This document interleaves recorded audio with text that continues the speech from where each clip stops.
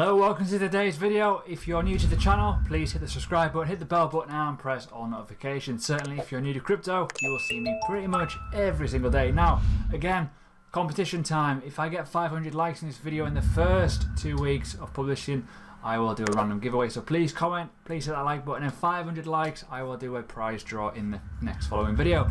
So let's talk about Binance and its futures exchange and why I think that there's a better alternative to Binance regardless of what happens with them, because I really like this other exchange that I've been using for a long time.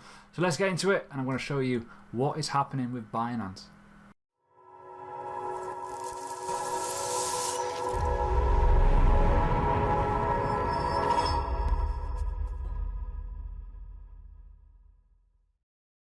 Right, let's get into it. So last night, Binance have confirmed and announced that they are going to be launching a futures exchange, which is kind of interesting. I wasn't expecting this. So Binance have been an absolute behemoth this year. In reality, when you think about what they've actually done, the start of the year looked pretty bleak, kind of a little bit normality setting in, where it's just the Binance token was just dropping. Nothing was happening apart from a few little echoes that things were going to ramp up with Binance, but wasn't confirmed. A few months later, we started to have the IEO phase, where obviously the likes of Matic, Celia came out, Harmony recently, and the first one, most noticeable, was BitTorrent, and that kind of created a bit of utility with the token. Then there was rumours about margin trading. Now that is now out as well, but also they've got individual fiat gateways, and Binance is like, what's happening here? My chair is really squeaky. Why is it squeaking? There we go. I'm good. But now, last night, they've just announced that futures trading up to 20x leverage, which is okay. It's good, but not the greatest. But it's kind of like, wow, that's a huge step in the right direction. So let's look at it, okay? Initial support for BTC and basically going to be Bitcoin at the start, and initially up to 20x. Which is not the same standard as the likes of BitMEX and Bybit, which I'm going to talk about Bybit more because I really love Bybit. So if you want to learn about Bybit, stick around, I'm going to show you how to use it. But this is coming out very, very soon. In the next couple of weeks, there's a test version coming out. So Binance do not mess around. And this is going to be interesting to see what dynamic this has with the token. And I don't know yet, it's not been fully announced what the whole use and of the BNB token is, but people are already touting that Binance token is going to go flying after this. But again, not financial advice. But for me, as a person who's a fan of crypto, Binance are doing good things, but they're very, very centralized still. Okay, get me right with this statement. They've got a DEX, yes, it's a bit more decentralized, but the actual gateway itself, the actual fiat side of it, and the actual exchange is very centralized, very controlled. They can control what happens. They can control all the kind of ramifications of what happens with coins if they do something a bit naughty. But it's going to be very, very interesting to see what happens with the rivalry between Binance and Coinbase. They are pretty much going to go and lock horns now, I think, in my honest opinion, in terms of the size of the companies, in terms of the size of the volumes, and what demand is there. Binance are going to be interesting to watch when you consider that they've got a decentralized exchange, they've got margin trading on their main exchange, and now they're going to have a futures contracts exchange. It's absolutely huge. Bear in mind one other thing. These launched in June 2017. I reckon there's a lot of my subscribers that are older than Binance, myself included. So yeah, it's interesting to watch. But let's talk about BitMEX first. BitMEX today, let's have a look. It's looking quite interesting. This morning, we're at 9.8. Now look at us, we're flying up to the moon again. BitMEX is one of those things where it's a very, very interesting trading platform. I personally don't like it. I think it looks pretty ugly. I think it's horrible looking. It's very, very confusing, and it trades against you. But they recently just did 1 trillion worth of volume over the course of the year, which is a record, and that's probably going to keep increasing. But you do have more choices, but it is in Satoshi value, so it's different. So apart from the likes of Ethereum and Bitcoin, the rest of it is pretty much in USD, not USD value, sorry, Satoshi value. So You get these horrendous little death wicks all the time when it comes to sort of. So you can see here, right? Little bit of a tip that I was taught about yesterday. When Bitcoin pumps, Satoshi values drop. So you always hedge against yourself with altcoins. It's kind of a good way to make money, but it's quite risky. Anyways, let's talk about Bybit. Now, this is the exchange that I really like. Default settings a bit different. You have order books. These are order books up on this side, but this is how I like it. Personally, I hate it in that colour. I think it looks disgusting. I think it looks very, very clunky. But if you put it to night mode, it's pretty awesome. It looks very sweet. But when you compare it to Binance, and I will zoom in on this picture now. Edit. I'll do it.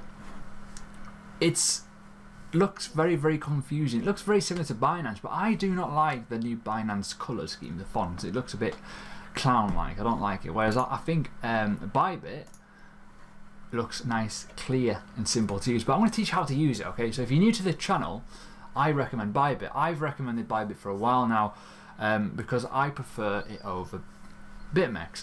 I didn't like any other platform that I tried. I tried Prime XBT, didn't like it. I tried Bit7 and that pretty much like shat on people. And I didn't really give another opportunity a chance once I saw Bybit. I was recommended Bybit by Martini Guy. He mentioned it quite a few times and said to me, try it out, it's pretty good. And that was a long, long time ago, and here I am. I've been using it ever since. This is my test account, by the way. Just going to put it out there. So if you see some horrific losses, it's because this is my play account. This is my testing account. This is what I do to play with, and this is also what my affiliate account is pretty much set to. Withdrawals compared to BitMEX are so much better. The reason why I don't like BitMEX is because they hold your Bitcoin for a period of time. So this doesn't. This does 3 withdrawals a day. It's a cold wallet system, and you can get it within 2 hours. Awesome, I like it. So, how does it work? So you've obviously got your chart. It's all linked to TradingView. You cannot get the TradingView chart yet, but they are coming. It's been announced over the last week, so you'll be able to get your XBT USD or BTC USD, whatever, contract on TradingView. So if you go to your TradingView, you'll be able to see it. Now, I've customized mine. You can move all these around. You can play around with them. So how do you use it? You can basically put this up here if you wanted to. You know, you can fiddle around. You can also put these on the sides if you so wish to, or up at the top. You can play around with it, but ultimately I made this wider. So originally what it was like they were up there. I don't like it like that. So I made that nice and big, a full screen chart basically, so you can see everything that you need to see. And there you go. You can change everything, so you can have it to whatever candles you want. You know, nice, simple, easy, but I prefer the Heikin-Ashi candles, and you can put all your other indicators on it. But personally, I use TradingView. So if you're looking at this, that's a simple moving average, an EMA 34. You can put others on there if you so wish to. Again, it's just the same as using TradingView if you've used it before, other exchanges. If I just put on an EMA and I put another 2 on there, I can easily put on my other 2 that I use, which are as follows. The EMA 8, which is by far one of the best moving averages that you can ever use. Let me just change it so it doesn't look as disgusting. We're going to go white with that. Whiteys, let's go for it. Now then, on the last one, I want to put the 21. Why do I use these, you're probably asking? These are EMAs based around the Fibonacci. Okay, simple really. That's all you need to know. They work very, very well. And I'm going to literally put that as a... No. I want a nice colour that I can see. Pink. Pink will do. Bit of pink. Can't go wrong with a bit red. That'll do. So that's that, okay? You can do that very, very simple. As you can see now, Bitcoin is in a downtrend on the 4-hour time frame. If I move to the 1-hour time frame, it'll probably look a little bit different because it's kind of popped up a little bit. But there you go. That's it. It works in the exact same way. It's nice, simple, clear, concise. You can edit it, it'll save, it'll catch on there. Put an order on. Now, I haven't got any Bitcoin, so I'm going to go to Ethereum. To-do! Very, very simple to use. All you need to do, right? Let's put 1 in there. Cool. You can use a 1 times leverage if you so wish to. Or 2. You can also use whatever leverage you want. You can basically just type it in. Okay? Simple as that. There's other things I need to make you aware of as well before I, totally lose you in what I'm doing. But we'll just go to 1x leverage, we'll limit order. What is the current price right now? What is the current price? That's the point. You got to go down to find the current price, but ultimately you can find it on the candles if you so wish to look, or the latest price is up here. So if we just do 2895, we'll go long. You will get this box. You got a take profit box, so you can put a take profit straight away to take whatever profit the hell you want. And you've also got a stop loss in USD, so whatever percentage you are willing to lose, you can easily do it. So you can go, I want to take 25%, I want to have a 5% loss. Cool, awesome. It will tell you automatically on there what the order price will be, what everything else will be as well, and all that kind of funky stuff. And if you just press confirm, this order probably will not even go through. So you've got your order up there, cool. It's telling me straight away that if I so wish to, it will take profit up there. And down here, that is my stop loss. It's as simple as that. And I'm actually in the order, which is pretty cool. So there you go, I'm in the order. I went long. My stop loss is here. So if we tank and go down, off we go. It's at it. Easy. It's so simple and easy to use. Now, you can also change your leverage. Okay, you can add to the leverage, you can lower the leverage, you can do whatever the hell you want. You can go like that straight away, and you can change it. Okay, now we're on 5 times leverage. I'm only wasting 15 pence because I've put mine into Great British Pound. So that's it. To edit your stop losses and to edit your take profits, you just go to that little pencil icon and you can change it. Oh, I want to go big balls. I want to have a looser stop loss. Boom. It just changes it automatically. It is so simple, and you cannot go wrong. You really cannot go wrong. So I'm going to take them off right now, and I'm currently making loads of money because it's going up. Yay! And if you want to close your order, just go to limit order, press all, and then just whatever the current price is, which I don't even know it right now. Let's just do that. Boom, off we go, out the order. That is it. Okay, that is how easy it is. Now, conditional orders, do not worry about that tab, because those are your limit orders in terms of stop losses and take profits. They are already set in here when you do your little pencil thing. Auto margin replenishment. Now, do not tick this button unless you know what you're doing. Basically, if you use BitMEX before, it's like a cross.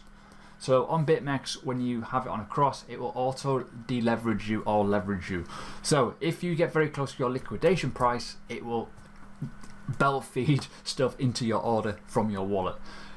Risk management, let's talk about it. Right, how to use leverage trading without getting completely wrecked. You put in $100 or £100, €100, whatever. Okay, you're only supposed to use 20% of that overall.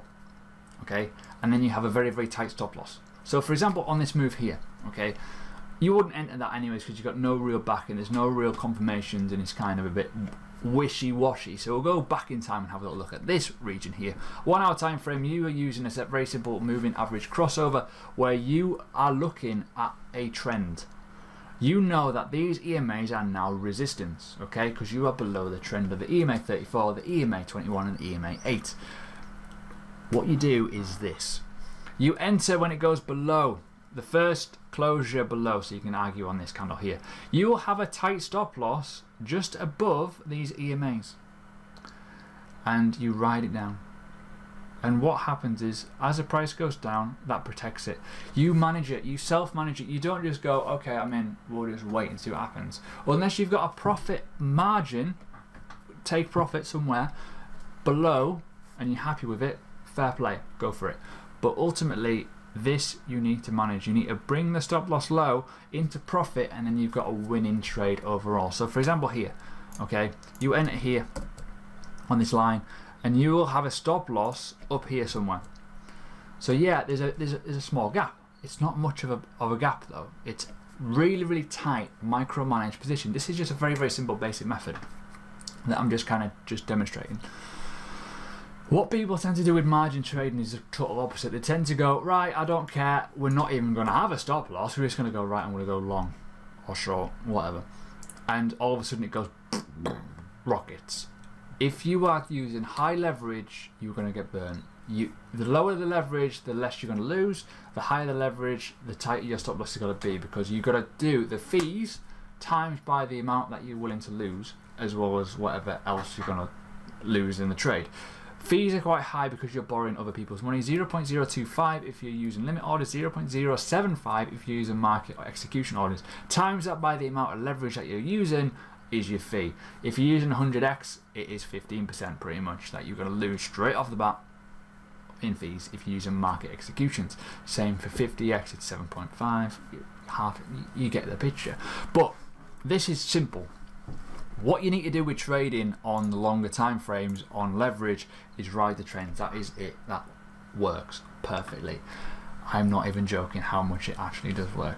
So for example here, okay, look at this period here on the 4-hour time frame. That's bearish. I don't go short personally. I just don't bother because it's a bullish market. Even still, when it's coming down, it's harder to catch them.